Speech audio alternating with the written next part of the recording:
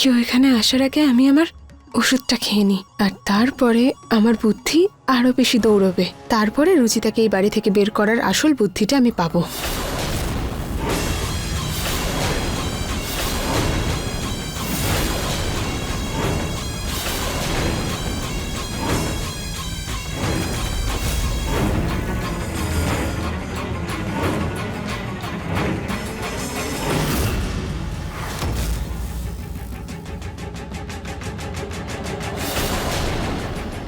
রাজা মহারাজাদের সময়ে রানীরা তো এইভাবেই চুরির মধ্যে সবকিছু লুকিয়ে রাখত, কিন্তু আমি এর মধ্যে আমার অমৃত রস লুকিয়ে রাখি।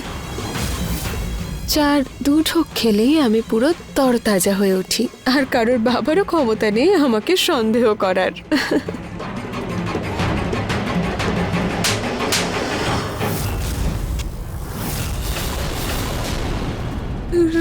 রুচিতা দিদি, বন্ধ করো নিজের এই দিদি ডাকার নাটক আঁচল। আমি জানতে পেরে গেছি যে ওটাতে লঙ্কা তুমি মিশিয়েছিলে। কেন করেছো তুমি এরকম? হ্যাঁ কি? না না, চুপ, একদম চুপ। আমি এক্ষুনি গিয়ে নিহার বাবুকে তোমার কথাটা জানাচ্ছি। বলছি আমি ওনাকে গিয়ে তোমার এই আসল রূপের কথা। না না দিদি, দিদি না, ছাড়ো আমাকে। আমি কিছু করিনি, আমি কিছু করিনি, আমি কিছু করিনি। না দিদি। আঁচল,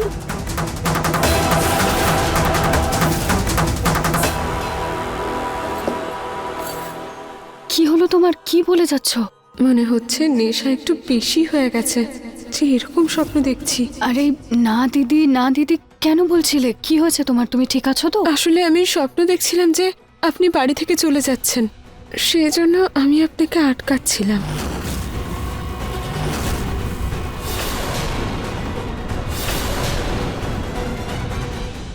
আপনার কিছু লাগবে দিদি? হ্যাঁ আঁচল, ওই আমার তোমাকে কিছু বলার ছিল। হ্যাঁ বলুন না দিদি। দেখো আঁচল, আমার তো বলার অধিকার নেই, কিন্তু আমি শুধু এটাই বলতে চাইছিলাম যে নিহারবাবু তো ওই লঙ্কা দেওয়া রুটিটা খেয়েছেন, ওনার একদম ঝাল সহ্য হয় না। তুমি ওনাকে একটু মধু দিয়ে দিও প্লিজ।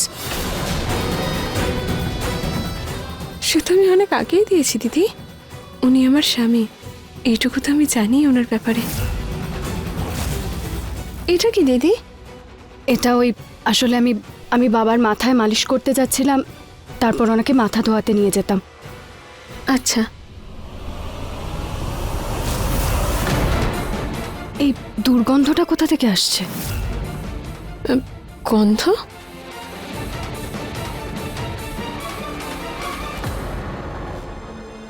আমি তো কোনো গন্ধ পাচ্ছি না। আসছে একটা অদ্ভুত গন্ধ, এখান থেকে আসছে বোধহয়। ওই ফিনাইল দিয়ে মোছা হয়েছে না এক্ষুনি, সেটারই গন্ধ আসছে হয়তো। হতে পারে। আচ্ছা, বাবা আমার অপেক্ষা করছেন, আমি আসছি।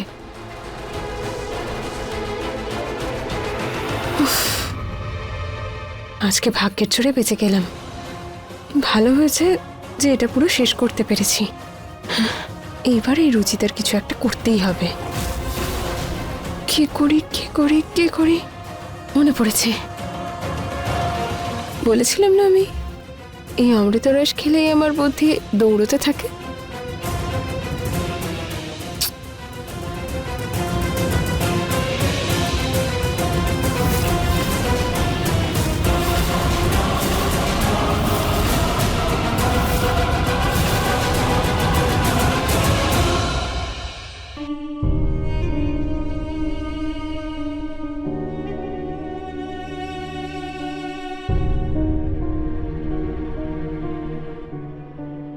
দেখো বাবা, তুমি একদম আগের মতো হ্যান্ডসাম হয়ে গেছো।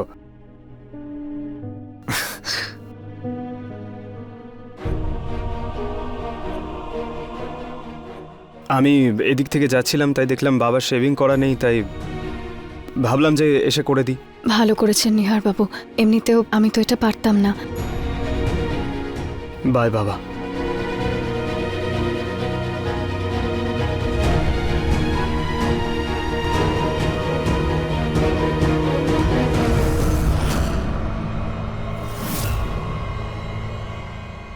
হ্যাঁ বাবা, মালিশ হয়ে গেছে আপনার। এবার আমি জল নিয়ে আসছি, আপনার মাথাটা ধুয়ে দেব, দেখবেন আপনার খুব ফ্রেশ লাগবে। বাবা এখানে তো জল আসছে না, আমি আমার রুম থেকে নিয়ে আসছি, এক্ষুনি আসছি।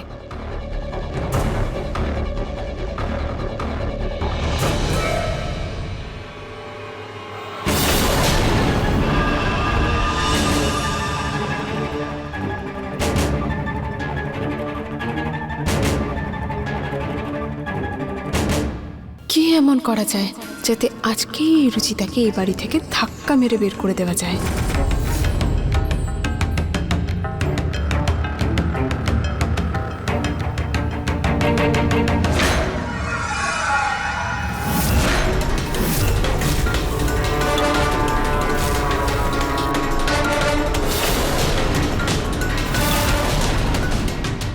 বৌদি, ক্লায়েন্টদের জন্য স্ন্যাক্স তৈরি রেখেছো তো? হ্যাঁ নিহার, সব তৈরি আছে। তুমি যখনই বলবে আমি তখনই সার্ভ করে দেবো। কোনো প্রয়োজন নেই।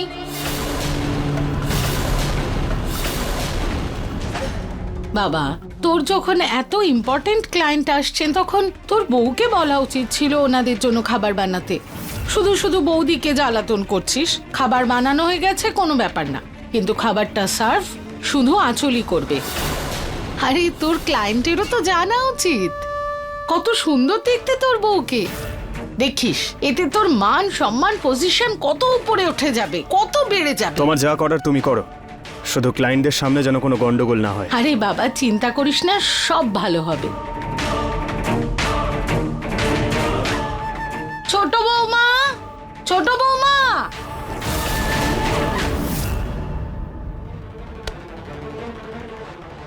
এটা তাড়াতাড়ি গিয়ে বাবার রুমে রেখে আসি, নইলে জলটা ঠান্ডা হয়ে যাবে। হে ভগবান, গিজারটা অফ করতে তো ভুলেই গেছি, অফ করে দিয়ে আসি।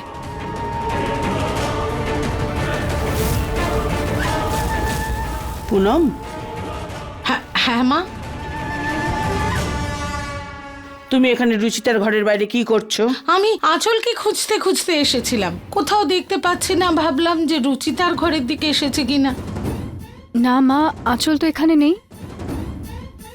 ভালোই হয়েছে ও এখানে নেই। ও তোমার থেকে যত দূরে থাকবে ততই ওর জন্য মঙ্গল।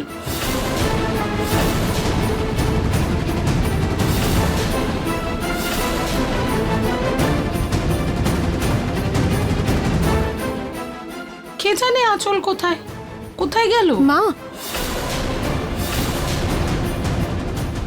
আঁচল, কোথায় ছিলে তুমি? আমি কখন থেকে খুঁজছি। আমি তো আপনাকেই খুঁজছিলাম, আমায় কেন?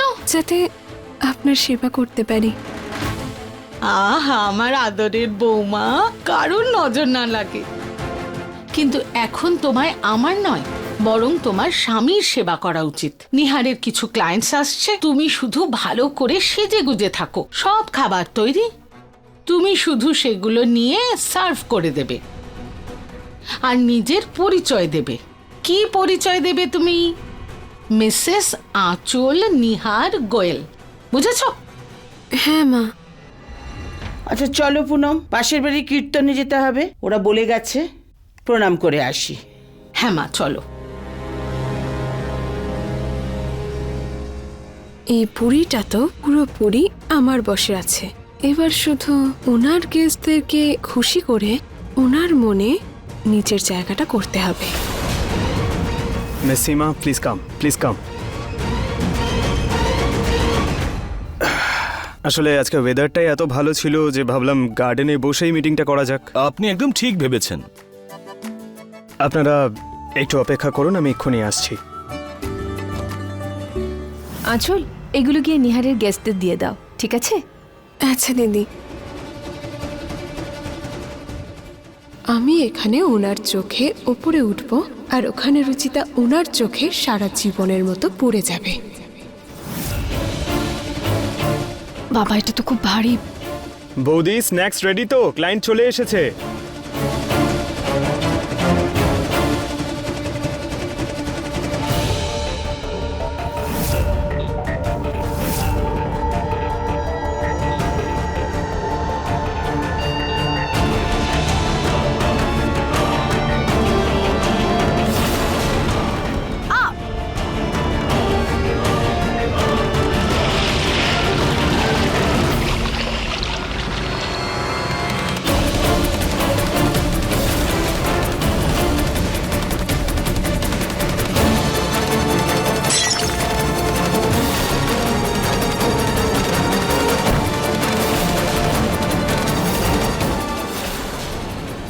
পুরো জল তো আমার গায়ে পড়ে গেছে।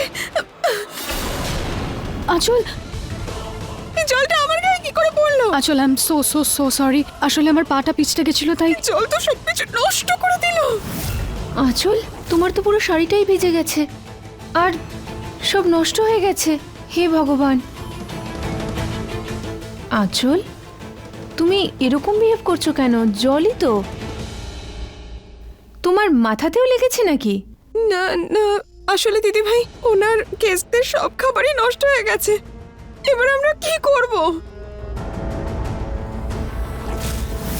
তুমি এক কাজ করো, তুমি গিয়ে আগে পোশাক বদলাও, আমি দেখছি সবকিছু।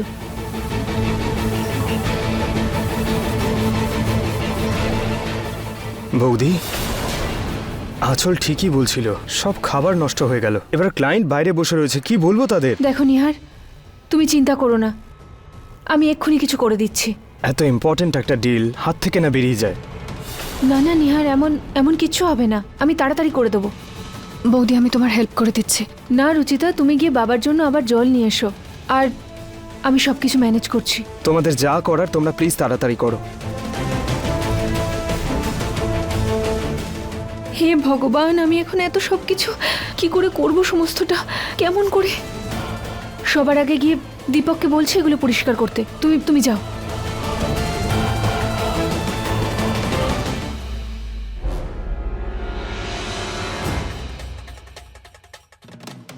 সরি বাবা, দেরি হয়ে গেল।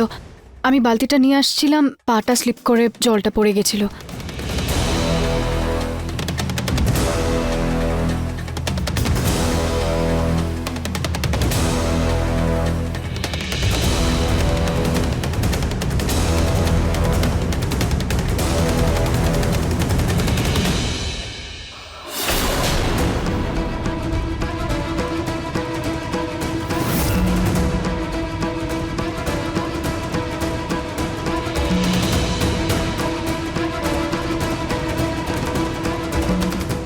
বাবা, আপনি বিশ্রাম করুন, আমি এক্ষুনি আসছি।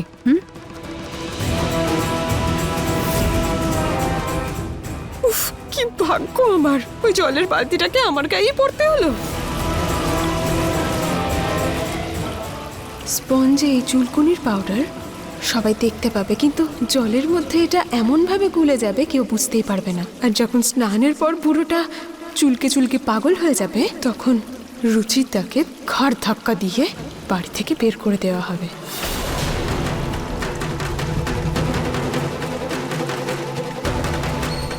আঁচল, আমার তো এখন এই অবস্থা, ওনার গেস্টদের সাথে কি করে দেখা করব?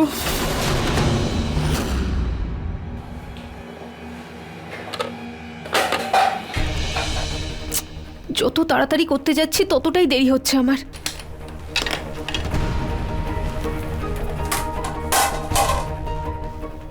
সব পড়ে যাবে এবার। যতই চেষ্টা করব ততই দেরি হতে থাকবে আমার। আমি হেল্প করে দিচ্ছি বৌদি।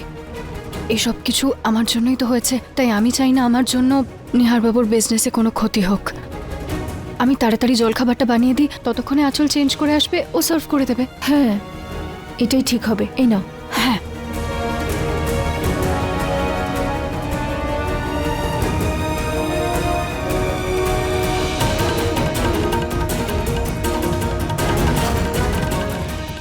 নিহার বাবু, আমরা আর খালি পেটে কথা বলতে পারবো না, একটা টি ব্রেক নেওয়া যাক? হ্যাঁ হ্যাঁ, নিশ্চয়ই নিশ্চয়ই। আচ্ছা। নিহার বাবা, ওনাদের চা জল খাবার দিসনি এখনো? হ্যাঁ মা, এক্ষুনি আসবে। এখনই নিহারের স্ত্রী আসছে চা জল খাবার নিয়ে। আরে ওর হাতের রান্না খেয়ে আপনারা খুব খুশি হবেন। সত্যি বলতে কি, আমরা তো ধন্য হয়ে গেছি এত সুন্দর সুলক্ষণা বৌমা পেয়ে, তাই না মা?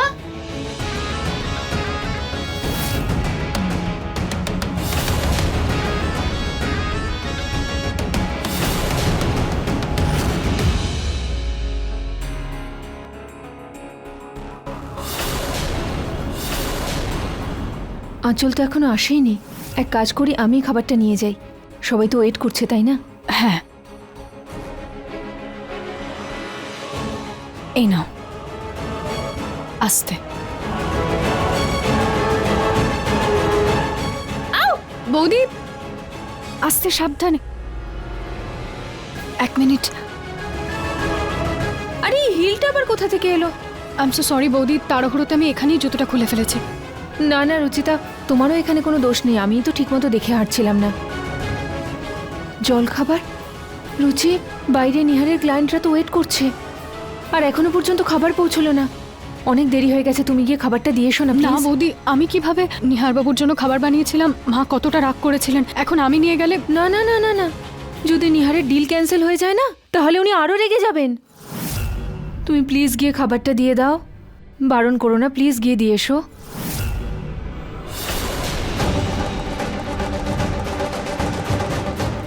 পুনম, অতিথিদের সামনে নয়, চুপ করো।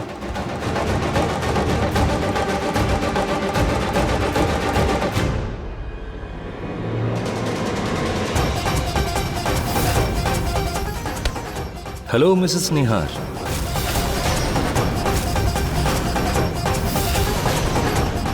নমস্কার। আপনারা খাবার টেস্ট করুন। হ্যাঁ হ্যাঁ, ইয়া শিওর।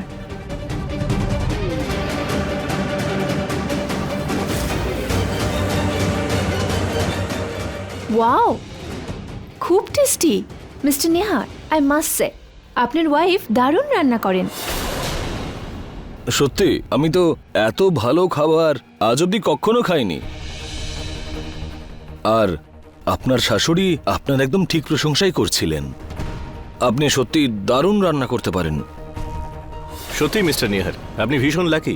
আপনার ওয়াইফ মাস্টার শেফের থেকে কম কিছু নয়। ওই যে কথায় বলে না, পুরুষ মানুষের হৃদয়ের রাস্তা পেটের মধ্যে দিয়ে যায়। Very true. আর সেটা আপনার স্ত্রী ঠিক বুঝেছেন, সেই জন্যই তো আপনাদের মধ্যে এতটা ভালোবাসা। মিসেস নিহার, আপনি প্লিজ এটার রেসিপি আমাদের সঙ্গে শেয়ার করবেন। হ্যাঁ নিশ্চয়। আরে দেবে তো, ও দিয়ে দেবে আপনাদের রেসিপি। Thank you. মা রুচিতা, বাবাকে ওষুধ দেওয়ার সময় হয়েছে, ওষুধ দিতে হবে তো ওনাকে। এসো চলো।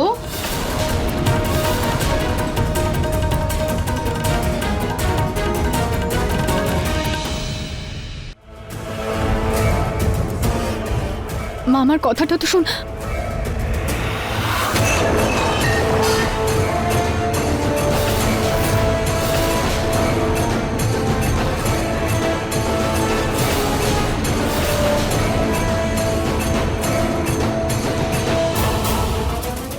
তোমার সাহস এত বেড়ে গেছে, এই বাড়ির বউয়ের জায়গা নেওয়ার চেষ্টা করছো? না মা, মা ওই কি আঁচল। আঁচল? কোথায় আঁচল? মা আমি এখানে।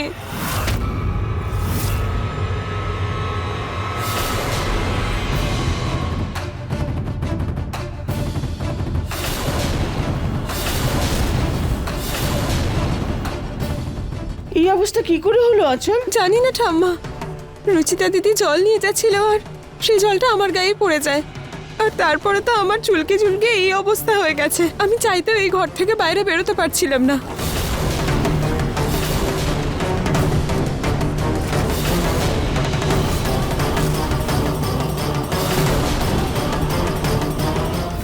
ও, এবার বুঝেছি। যেমন একবার নিহারের ক্লায়েন্টের সামনে তোমার এরকমই চুলকুনি হয়েছিল, আর তুমি সবার সামনে নিহারকে অপমান করেছিলে। আঁচলের গায়ে ওই নোংরা জল ঢেলে তুমি সেই ইতিহাসকেই আবার ফিরিয়ে আনতে চেয়েছিলে, তাই না? বলো। না মা, আমি তো জলটা বাবার মাথা ধোয়ানোর জন্য নিয়ে যাচ্ছিলাম, আর ওটা ভুল করে পড়ে গিয়েছিল। কি? তুমি আমার নরেশের গায়ে এই রকম জল ঢালতে যাচ্ছিলে? না দিদা, ওটা তো কল থেকে নেওয়া জলই ছিল। আমি জানি না আঁচলের কেন এই রিয়াকশনটা হলো।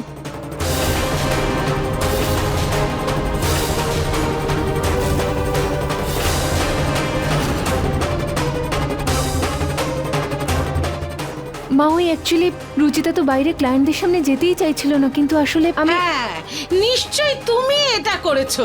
তুমি বলেছো আঁচল নেই, যাও গিয়ে নিহারের অতিথিদের জন্য খাবার তুমি নিয়ে যাও। এই মহান কাজটা তুমিই করেছো। না মা, আমি এমনটা কেন করব? আমি তো যাচ্ছিলাম, কিন্তু ওই রুচিতার স্যান্ডেল আমার পায়ে লেগে গেল আর পা মুচকে গেল। বাহ বাড়ি তো বাহ। হয় তুমি খুব বেশি সরল, না হলে এটা তোমাদের দুজনের কারসাজি। আর রুচিতা, তুমি তো বিরাট বড় খেলোয়াড়, মানে কি ভালো খেললে তুমি, তাই না? একজনকে চুলকুনি দিলে, আরেকজনের পা মচকে দিলে। বাঁচলো কে? তুমি, যাতে নিজে নিহারের স্ত্রী হয়ে ওর অতিথিদের সামনে যেতে পারো, তাই না? হ্যালো, ঠিক আছে আমি আসছি।